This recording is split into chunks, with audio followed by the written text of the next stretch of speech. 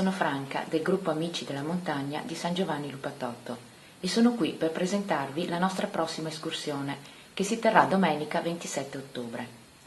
I nostri amici Lina, Andrea ed Ezio ci accompagneranno in Lessigna, nell'alta Val del Lagno e del Chiampo, al confine tra le province di Verona e Vicenza.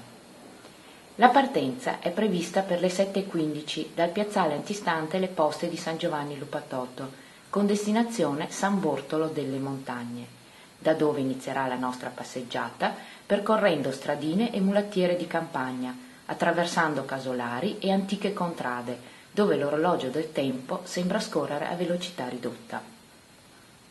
Dopo circa 3 ore di cammino arriveremo al paese di Durlo, nell'alta Val del Chiampo, e proseguiremo per la cima del Monte Purga, caratteristico cono vulcanico perfettamente regolare.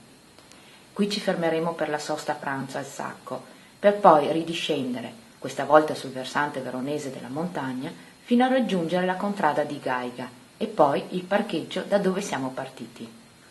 Si tratta di una bella camminata di 6 ore con circa 400 metri di dislivello. Vi aspettiamo numerosi. Ciao ciao!